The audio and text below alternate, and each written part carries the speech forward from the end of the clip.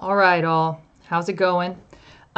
This is the video that you're going to watch, and from this video, you will do your attendance for this week, the week of March 30th, I believe, in the Google Classroom. So this video will be posted with a Google form. Watch it, think on it, and then do your attendance. And then your thing around your next schedule will be upcoming. So I kind of wanted to address what I'm assuming, right, are some of the concerns, right, out there, having to deal with, like, okay, well, if my May exams are canceled, like, what the heck, right? Like, what's the point? Why? If my May exams are canceled, if we don't know, but maybe graduation is going to be canceled, if I'm not going to get to wear my black robe, all that kind of stuff, then what was the point, right, of all of this? I've already been accepted to college, and that's angst my kids deal with every year. Like, I'm into college. I know where I'm going. What's the point? And so that's not new. The circumstances of your angst are new. CVOID is new. Quarantine and social distancing are new. But around this time every year, my kids, quite often, and many seniors, right, but especially IB seniors and AP seniors who've been working so hard for so long in all of their classes, they have a moment of like, well, what's the point of all of this, right? What have I been doing this for? And so I wanted to talk a little bit today. I know, I'm your, teacher by day, but I have an alter ego as like a human who likes to learn stuff by night, right? And so while I think I obviously, right, do what I do for a living and therefore value public education and systems of public education, the artificial construct of school or college or diplomas or degrees, or you guys, all of that stuff is stuff we made. All of that stuff is stuff that we've said is important, and I'm not trying to tell you that it's not. It'll set you up for the future and the whole thing. But school in and of itself is not important. Diplomas in and of themselves are pieces of paper with ink on them. College in and of itself is an institution that we as humans have built and said is important and valuable. And so those things in and of themselves can't be the point of learning, right? Learning has to be its own point. Learning and figuring out how to find meaning in our own learning and to create meaning in our own lives is going to be way more important than any of that stuff. And I think a lot of you know that. You're smart kids, but we don't always know that, okay? The experience of that might actually be difficult. The idea that, like, okay, well, if I don't go to school every day, what's the point of learning stuff? Ugh. So the fact that you were trapped in my classroom is the reason you were learning things. The fact that we forced you to come and we forced to like give you these arbitrary grades and give you these tests and all, is that the point? If that's the point of it all, well, then eventually that stuff runs out, right? I realized this in my own life, right? Like, I'm a recovering achievement addict as well. I was in a lot of AP classes. I was never in IB classes, but I was in a lot of advanced placement classes. I wanted to do well in college, and I had my own existential crisis in college when I almost flunked out. I think I've told you guys that story. The idea that I had to assign meaning and value to my own learning and come up with my own reasons for learning. And I'm going to share a few of those with you today, right? These are some of the reasons I find learning valuable. You do not have to agree with my reasons. You can have your own reasons. But I want to talk about that, and then that's what your attendance form is going to be today. So we're going to talk about a few reasons why I find learning quite valuable, okay? The first, this is Noam Chomsky. He's written everything, okay? Look him up. But this is from his essay, The Responsibility of Intellectuals. And he argues that it is our responsibility as thinking intellectual people to use our privilege to reveal the truth. So he says that it's the responsibility of intellectuals to speak the truth and expose lies. Intellectuals are typically privileged, and in a different part of his text, he says this privilege comes from the status of being an intellectual. He's not talking about the privilege of affluence, although many intellectuals also benefit from that privilege, right? But really, just the fact that you are an intellectual is the thing that gives you your privilege. It gives your voice particular power. And so intellectuals, and you are all in the process of becoming intellectuals, okay? You're going to college. Some of you, many, prestigious colleges. You will leave there esteemed, right? That will be your privilege. Privilege yields opportunity, for sure. But opportunity means you have responsibility, and opportunity confers responsibilities. An individual then has choices. And so what Chomsky kind of argues here is that we have not just an opportunity and a responsibility to ourselves and our own kin, but there are so many people out there who do not have what we have. We are lucky. We are lucky to live in a country where education is afforded to us. We are lucky to come from households that have pushed us in our academic pursuits. We are fortunate to have brains and dispositions and social groups that encourage and do not discourage our gains, right? Our intellectual gains, if you will. We are fortunate. Okay, we are fortunate. That's not to say that everything has come easy for all of you. It has not, and I know that. But we're fortunate. And that fortune is not, offered to other people. It's not offered to everyone. But those other people, we have responsibilities, right? It would be wrong for me to just make the most of my opportunity and ignore my responsibilities. Some might arguably say that that's selfish. I would say that that is selfish. If I ignore my responsibility to others and just pursue the opportunities presented to me by my privilege, right, as an intellectual. So I have the responsibility and the obligation, and I think it's a great obligation. I don't think this is burdensome. I actually think this is one of the best things about being someone who can think critically and enjoys reading and learning, right? It's the opportunity to give truth to other people. It's like the conference of this really wonderful, amazing, precious thing. Is it my responsibility? Sure. Is it my burden? No. I consider it kind of an additional privilege, right? To be giving what I have to others. It's one of the reasons I teach. Do you know what I'm saying? Okay. And you also have a responsibility to others to use your freedom to benefit others. And that's something that I have kind of learned along the way about learning. I've also learned that by educating myself, I have more opportunity to experience awe and wonder.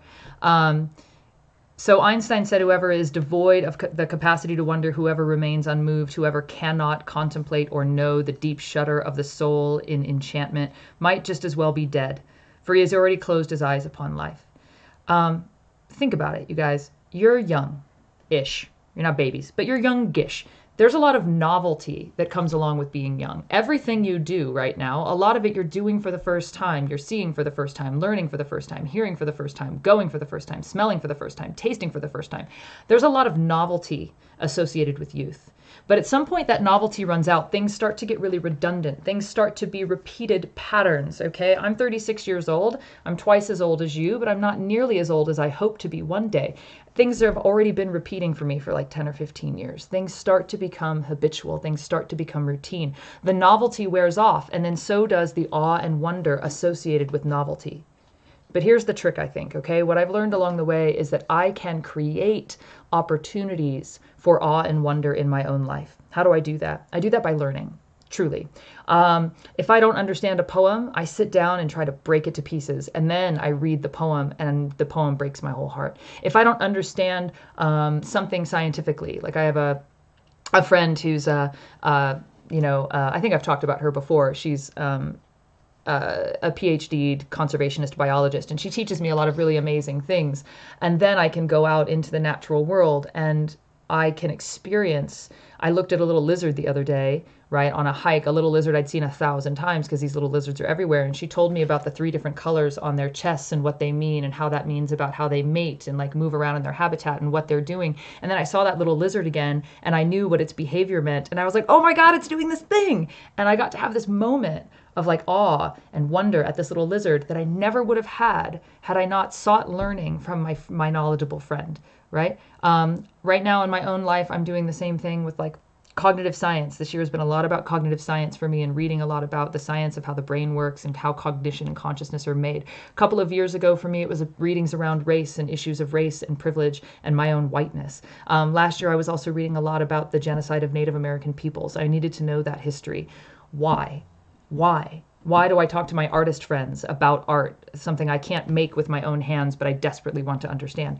It's so I can put myself in a position to have an experience of awe and wonder.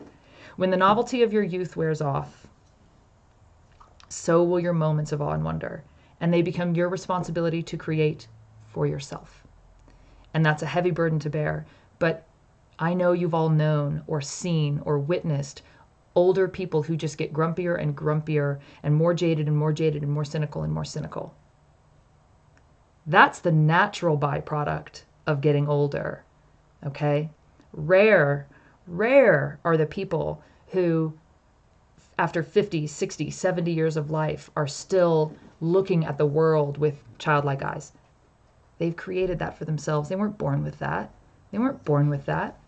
They hacked in. They realized that they can create those experiences of awe and wonder. They can put themselves in the way of something that will create that awe and wonder for them after they've learned something, okay? So for me, this is a huge one, right? I can experience awe and wonder because I make that opportunity through learning. Hold on, my dog is going crazy. I'm going to try and pause this. Okay, I think I'm back. My dog, I'll show him to you one day when he's being cuter. Right now, he wants to eat the mailman. So anyway, this is a big one for me, this experiencing awe and wonder.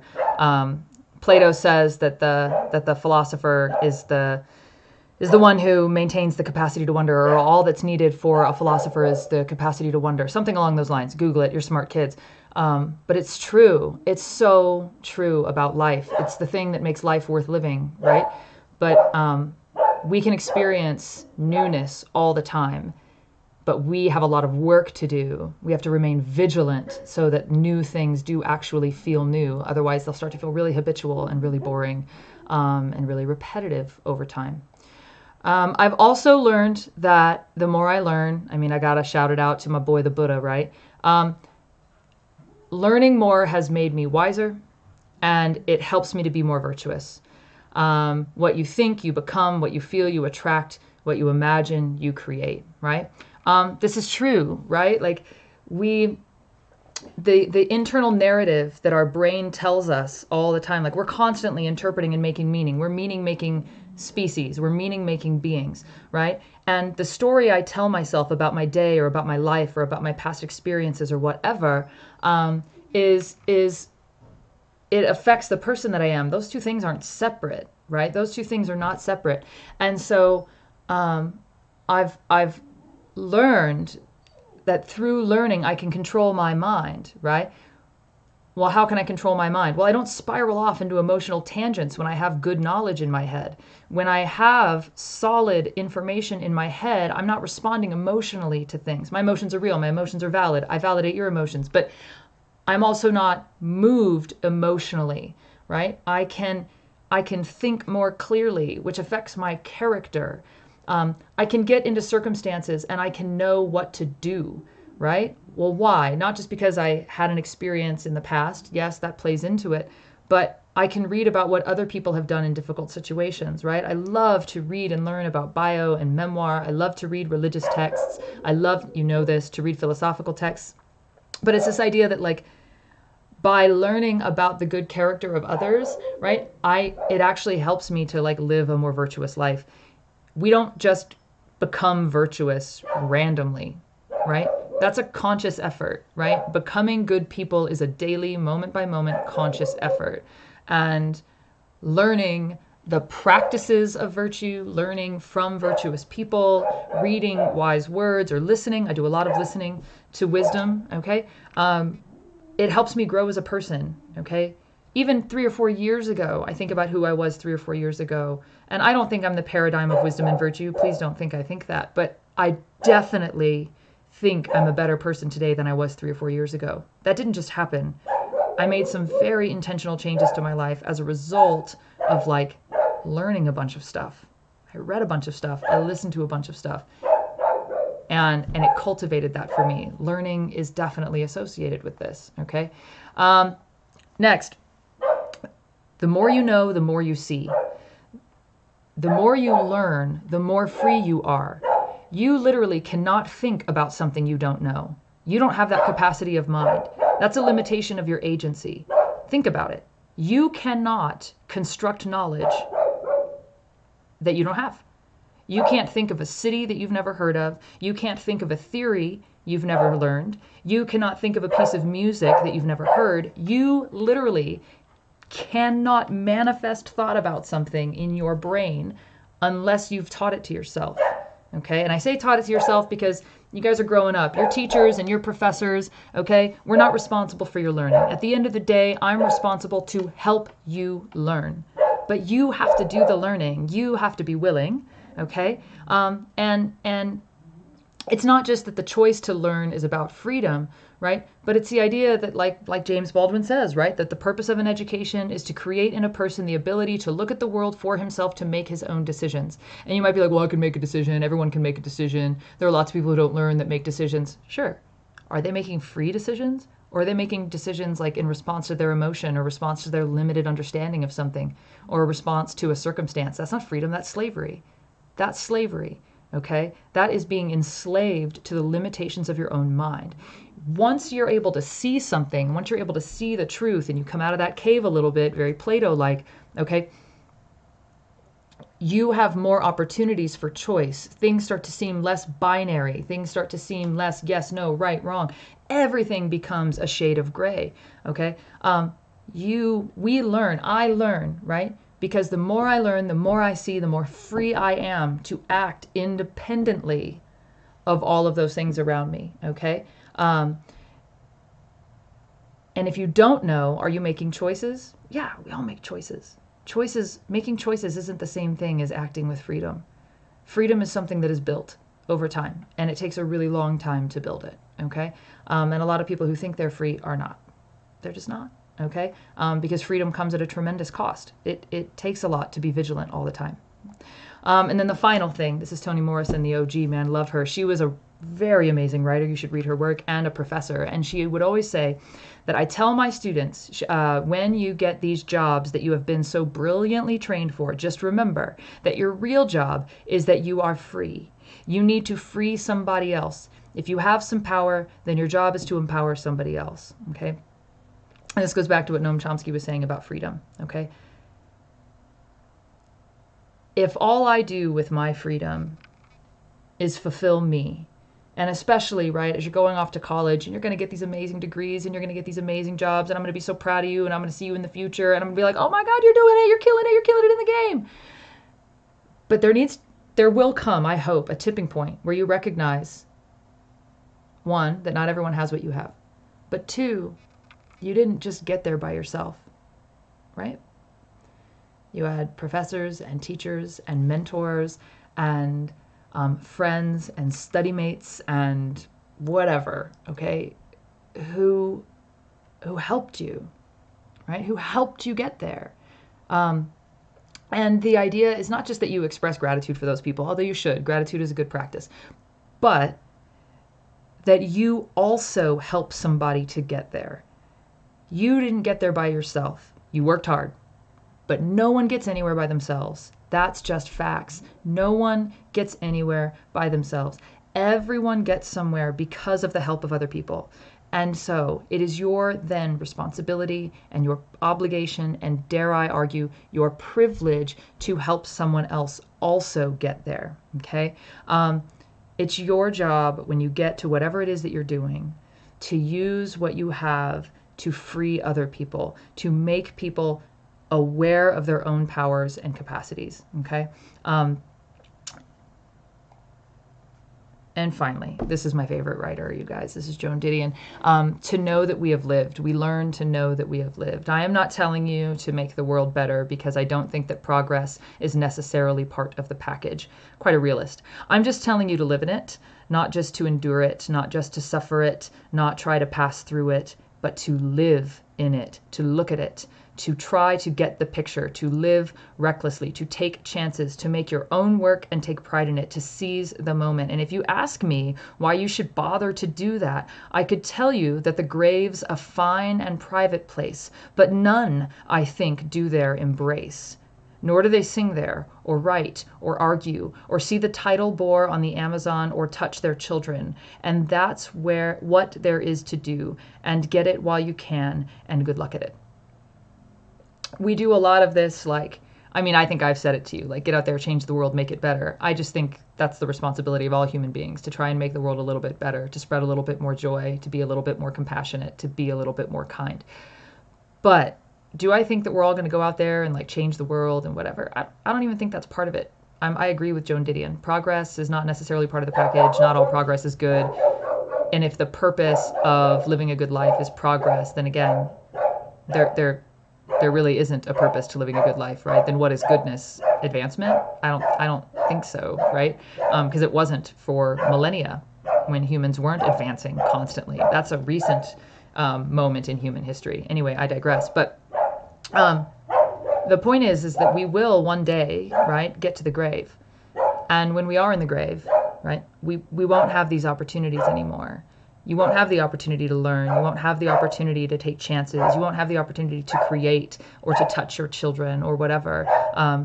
And learning is something, and educating yourself. And I don't just mean learning like school. Please, I mean, I keep saying learning in this. I hope you understand. I mean like watching some kind of TED Talk or reading something important or watching some kind of movie or going out in nature, doing something new, taking a chance, risking. Like this is all learning, traveling, like whatever, when we can finally get on airplanes again, right? But all of this, do you guys hear my dog?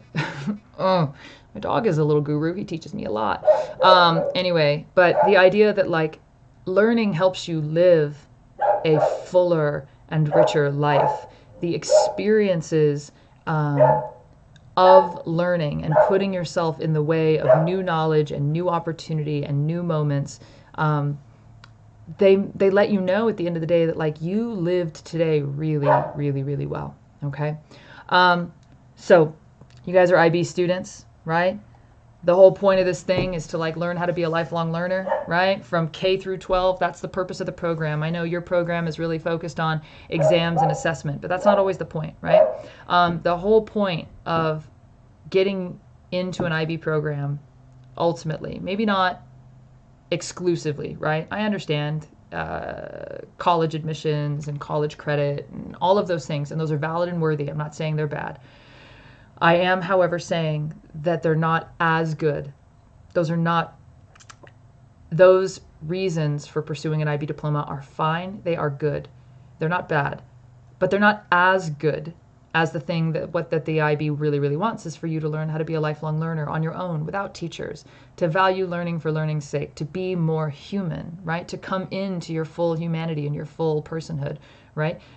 To look at this learner profile and to begin to embody it, right? To let these things not just be concepts you've heard about or thought about, but to let them be part of like your heart and your life and your lifestyle and your choices, okay? So in your Google form, you're going to tell me essentially kind of like why you think learning is worthwhile to you and why you think learning is valuable to you. And those are some of the reasons why learning is valuable to me. And I hope maybe some of them resonated with you as well. Okay, so that'll be your attendance this week. The thing around your neck is upcoming. I hope you understand that, and not just understand, but I hope you know that the whole purpose of education is to trick you into thinking that learning is worthwhile. Strip away the tests, strip away the classrooms, and that's really what we've done right now. We are literally living that. And the question is like, well, what are you left with? If you find that you were doing it for all of that stuff, there's nothing wrong with that. We've built a system to trick you into thinking that's why education is worthwhile. But you're realizing, right, the curtain's coming down. You know, you're seeing the wizard. You're seeing, it's all puppet show. School is puppet show. School and some of it's puppet show, okay? It's puppet show to trick you into learning and thinking education is worthwhile. And this is an opportunity to find that for you. And how incredibly fortunate for you to learn it sooner than later, huh? All right. Talk soon.